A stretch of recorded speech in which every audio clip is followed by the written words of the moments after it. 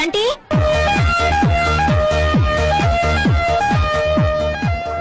ఇంటిలో వచ్చారు. మాకు టికెట్లు దొరకలేదు చంటి. మీరు ఒక 5గురు, మేము ఒక 6గురం. నా పేరు చెప్పి 11 టికెట్లు తీసుకురా. చూసి గుడ్డెంగినా బాబా తాగబడలేదు, చొరబడతావు. అరే 5 కూల్ డ్రింక్లు మంది ఇదంతా. ఆ టికెట్లు ఎవడన్నాడు? నా పేరు చెప్పేవాడికి నీ పేరు చెప్తేనే ఎవడన్నాడు? మందే ఇదంతా. ఒక్క ఇప్పుడు వీసా రావాలంటే ఏం చేయాలండి? ఇంజనీరింగ్ ఎంబీబీఎస్ చేయాలి. ఎరా ఇప్పుడు మనం ఎంబీబీఎస్ చేసేయగలమంటా?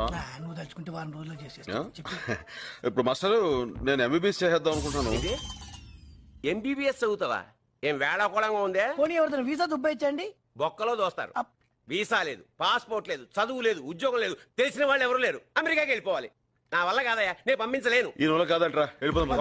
ఒక్క నిమిషం ఇంకా నన్ను ఆలోచించుకోనివరా? తొందర చించండి.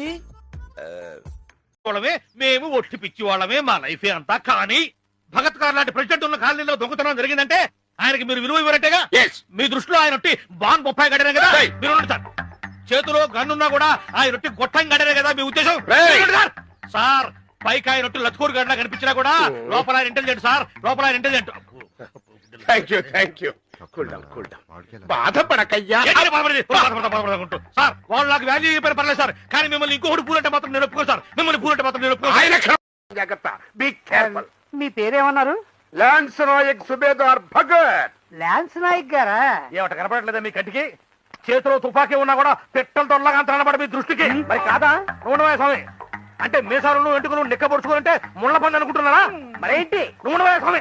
అది కాదయ్యా, గబుక్కుని చూస్తే చిన్నపిల్లల చేతిలో చాక్లెట్లు పెట్టి ఎత్తుకుపోయే వాళ్ళ కనిపిస్తున్నాడా?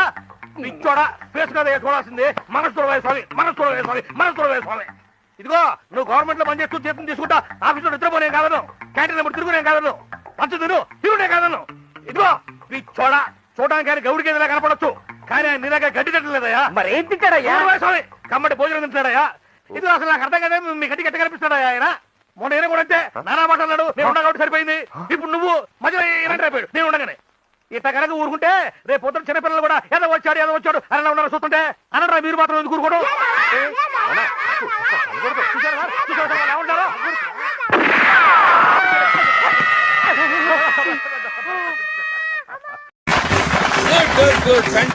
Thank you sir. నువ్వు పాడింది ఏ రాగం తల్లి? హిందోళం సార్. హిందోళం అంటే సారీగమా అలా. నువ్వెలా అన్నావు? సగం మద. మరి ఏది? హిందోళంలో రీ ఉండదు సార్. రీ ఉండదు, కానీ ఉందా లేదా అన్నట్టు అలా వచ్చి వెళ్ళిపోవాలి. అదే మ్యాజిక్. ఓకే, ఇలాంటి చిన్న చిన్న తప్పులు చేయడం సహజమేనమ్మా. మేమలా